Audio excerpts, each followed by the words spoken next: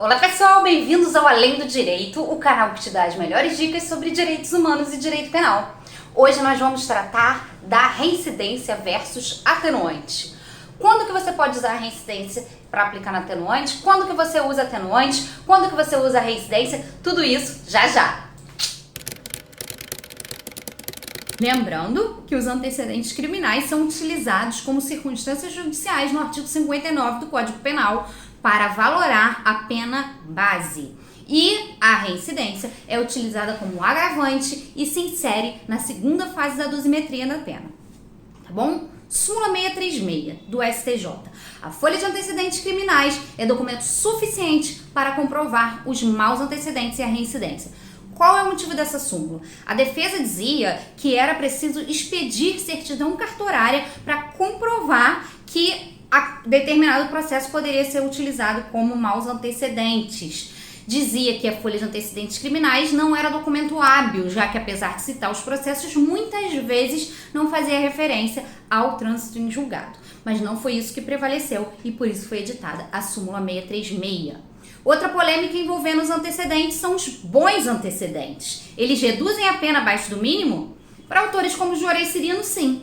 Mas para a jurisprudência majoritária, não. Não reduzem a pena abaixo do mínimo. Inclusive, nós temos a súmula 231 do STJ, que dispõe que a pena não pode ser reduzida abaixo do mínimo legal na segunda fase. E na primeira também não. Somente a partir da terceira fase é que a pena poderia ser reduzida abaixo do mínimo legal, com as causas de aumento e de diminuição. Inquéritos policiais. Outra polêmica já pacificada por meio da súmula 444, que diz que é vedada a utilização de inquéritos policiais e ações penais em curso para agravar a pena base. Por quê?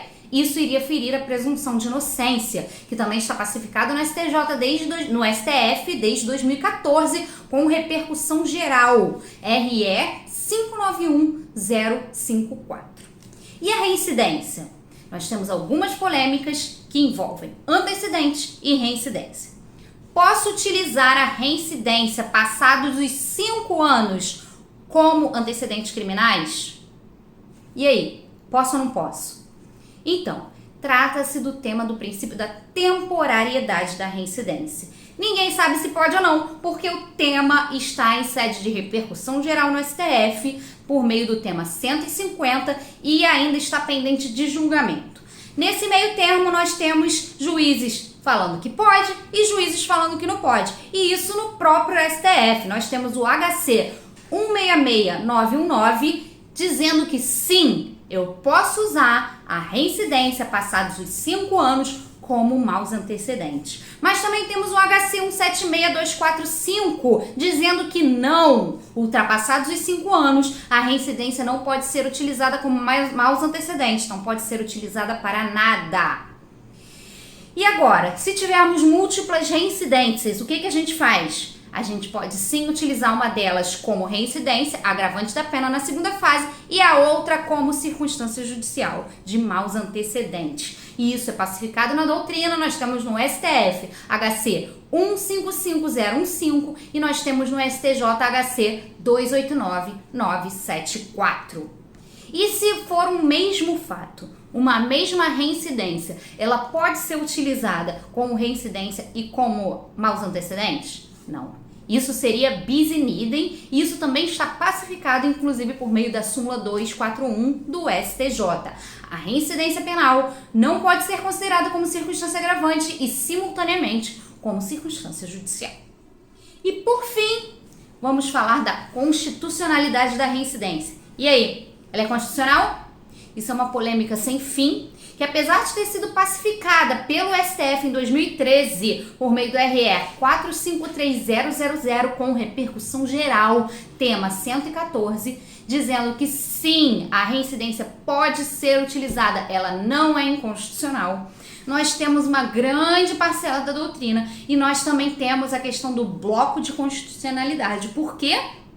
Porque a Corte Interamericana de Direitos Humanos, no caso Fermín Ramírez versus Guatemala, decidiu que a reincidência fere a Convenção Americana de Direitos Humanos. Ela não passa pelo controle de convencionalidade. E aí, o que prevalece? STF ou Corte Interamericana. É um problema sem fim, inclusive isso vai ser decidido na DPF 320, quando o STF analisar esse caso no que tange a aplicação da lei de anistia.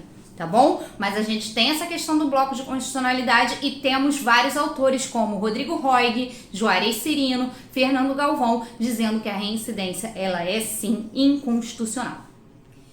E para finalizar, vamos falar sobre o debate da reincidência versus antecedentes. No que tange a elevação da pena, os antecedentes podem sim elevar a pena base por meio da discricionariedade vinculada do magistrado através do artigo 59. E a reincidência? Elas impõem o aumento da pena. Não se trata de uma discricionalidade vinculada, se trata de uma imposição na segunda fase de cumprimento de pena por meio do artigo 61 do Código Penal. E a questão do regime? O que altera o regime de pena? Bom, os maus antecedentes, eles podem influenciar na questão do regime de pena, como previsto no artigo 33. Agora, a reincidência, ela influencia significativamente no regime de pena. É uma questão muito mais gravosa, inclusive temos a súmula 269 do STJ, falando que é admissível a adoção do regime prisional semiaberto aos reincidentes condenados por pena igual ou inferior a 4 anos, se favoráveis às circunstâncias judiciais. Ou seja, é admissível semiaberto, mas em tese teria que ser aplicado o fechado.